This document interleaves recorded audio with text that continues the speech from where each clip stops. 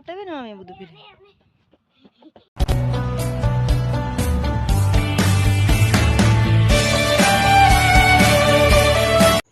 ආයිබෝවන් කියලා පිළිගන්නවා ඔයාලා හැමෝම අදත් මගේ YouTube channel එකට. ඉතින් මම අද ඔයාලට අරන් ආවේ අපි ගියපු විනෝද චාරිකාවක පොඩි රූපරාමු පෙළක්. ඉතින් මේ ගමන අපි ගියේ නම් මේ අවුරුද්දේ පෙබරවාරි වගේ. ඉතින් මට මේ වීඩියෝ එක ගේන්න නම් ගොඩක් කල් ගියා. මොකද වීඩියෝ කරලා තිබ්බට මට වොයිස් කරගන්න ටයිම් එකක් නැති වුණා. ඔන්න ඉතින් අපේ ගමනාන්තයේ උනේ නුවරඑළිය දිස්ත්‍රික්කයේ කොත්මලේ පිහිටලා තියෙන කොත්මලේ මහවැලි මහා සෑය. ඉතින් මේ මහවැලි මහා සෑය 1980 දී මහවැලි සංවර්ධන යෝජනා ක්‍රමයේ යටතේ කොත්මලේ ජලාශය ඉදි කිරීමේදී ඒකට යට වෙලා මිහිදන් වෙච්ච කඩදොර විහාරය, තිස්පනේ විහාරය වගේ පැරණි බෞද්ධ විහාරස්ථාන 50කට අධික සංඛ්‍යාවක් වගේම දේවාල සිහිපත් කරන්න තමයි මෙම සෑය හදලා තියෙන්නේ. ගාමිණී දිසානායක මහතාගේ සංකල්පයකට අනුව තමයි මෙම මහා සෑය ඉදි වෙලා තියෙන්නේ. ඒ වගේම අඩි 289ක්, ඒ කියන්නේ මීටර් 88ක් උසයි. වට ප්‍රමාණය අඩි 628ක් තියෙනවා. ඉතින් මේ මහා සෑය දෙවෙනි වෙන්නේ රුවන්වැලි මහා සෑයට විතරයි. ඒ වගේම මේ සෑය බුබුලාකාර හැඩයෙන් තමයි නිර්මාණය කරලා තියෙන්නේ. කළුතර බෝධි චෛත්‍ය ආකෘතියට තමයි නිමවලා තියෙන්නේ. මේ මහා චෛත්‍ය මහා චෛත්‍ය ඇතුලේ මේ ගර්භය තුල තවත් කුඩා චෛත්‍යයක් මේ විදිහට ස්ථාපනය කරලා තියෙනවා. ඉතින් මේ චෛත්‍යයේ ගර්භය ඇතුලේ එකවර බැතිමතුන් 4000කට පමණ එකතු වෙලා වන්දනාමාන කරන්න තරම් ඉඩ පහසුකම් සලසලා තියෙනවා. ඔයාලත් නුවර පැත්තේ, ගම්පල පැත්තේ වන්දනා ගමනක් යන්න අදහස් කරගෙන ඉන්නවා නම් මග අරින්නෙම නැතුව යන්න ඕනේ තැනක් තමයි මේ මහවැලි මහා සෑය. කොත්මලේ කිව්වහම අපේ අතීතෙත් එක්ක බැඳිච්ච නමක් තමයි මේ කොත්මලේ කියන්නේ. ඔයාලා හැමෝම දන්න විදිහට දුටුගැමුණු රජතුමා හැංගිලා හිටියා කියන්නේ මෙන්න මේ කොත්මලේ ප්‍රදේශයේ. ඉතින් ඔයාලට ඒ අවට ප්‍රදේශයත් මෙහෙට ගියොත් බලා ගන්න පුළුවන්.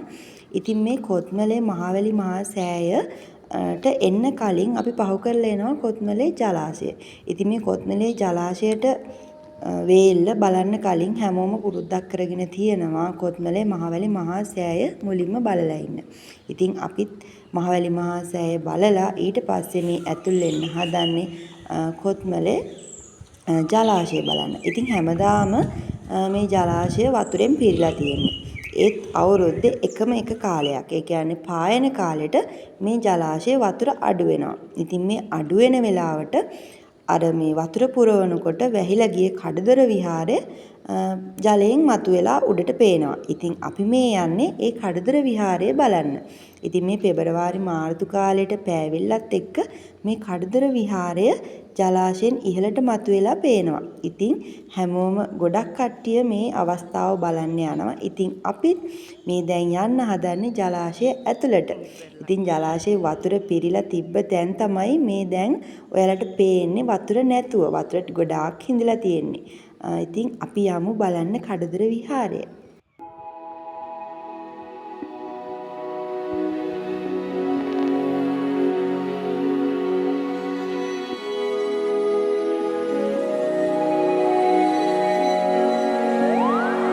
මෙන්න මේ ජලාශයට තමයි කොත්මලේ ජලාශය, එහෙම නැත්නම් ගාමිණී දිසානායක ජලාශය කියලා කියන්නේ.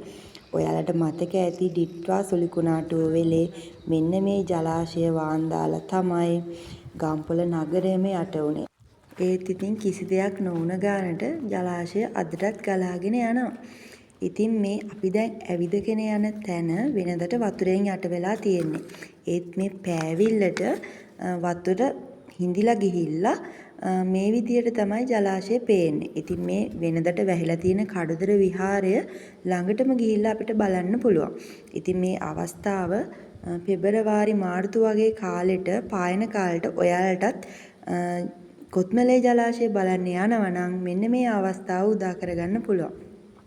ඉතින් වතුරට යට වෙලා තියෙන නිසා බුදු පිළිම නම් දුඟුරු පාට වගේ වෙලා තියෙන්නේ. ඉතින් මේ කඩතර විහාරයේ වැඩ සිටින බුදු පිළිම වහන්සේ දැක්කහම හිතට මොකද්දෝ මහා අමුතු හැඟීමක් දැනෙනවා. අතීතයේ දවස්වල බැතිමතුන් මේ පන්සලට එන්න ඇති. බුදුන්ට පහන් තියන්න ඇති. බුදුන්ට මල් පූජා කරන්න ඇති. ඉතින් මේ පන්සලත් ඉස්සර බැතිමතුන්ගෙන් පිරීලා ගියපු තැනක් වෙන්න ඇති. ඒත් වැස්ස වැහලා ඉවර වුණාට පස්සේ මේ පන්සල සදහටම යට වෙලා යනවා මේ ජලාශයෙන්. ඉතින් මේ වගේ පන්සල් දේවාල 50කට අධික ප්‍රමාණයක් මේ වගේ තවත් ජලාශයෙන් යට වෙලා තියෙනවා. තව ටික කාලෙකින් මේ විදියටවත් අපිට මේ කඩතර විහාරය බලන්න බැරි වෙන විදියට විනාශ වෙලා යන්න ඉඩ තියෙනවා. ඉතින් එහෙම තමයි. හැමදේම විනාශ වෙනවා. ඒක තමයි බුදුහාමුදුරුවෝ දේශනා කරේ. මේ හැමදේම අනිත්‍යයි. මේ ගම්වල ජීවත් වෙන මිනිස්සුන්ගේ හැමෝගෙම කැපවීමේ ප්‍රතිඵලයක් විදියට අද අපිට ජල විදුලි බලාගාරයක් තියෙනවා. ඉතින් මේ හැම කැපවීමකම අන්තිම ප්‍රතිඵලය ඒක තමයි. ඉතින් ඔයාලත් මේ ජලාශය බලලා එන ගමන් ඔයාලට කොත්මලේ වේල්ලත් බලන්න යන්න පුළුවන්. ඉතින් ඒ වෙලේ අපි හවස් වුණ නිසා කොත්මලේ වේල්ල බලන්න යන්න බැරි වුණා. අපි ඉතින් කලින් ගිහින් තියෙන නිසා අපි ගියෙත් නැහැ. ඒ යන අතරමඟ මේ වගේ ලස්සන පිහිල්ලක් දැක්කා. අපි එතනත් නැවතිලා ඒකම ඒ පරිසරයත් විඳින ගමන් අපි ඉතින් පල්ලෙහාට එන්න පිටත් වුණා. ඉතින් මේ හරිය හරිම හිතට නිස්කලංක. ඒ වගේම හරිම ඇඟට සනීපයක් දැනෙන පරිසරයක් තමයි තියෙන්නේ.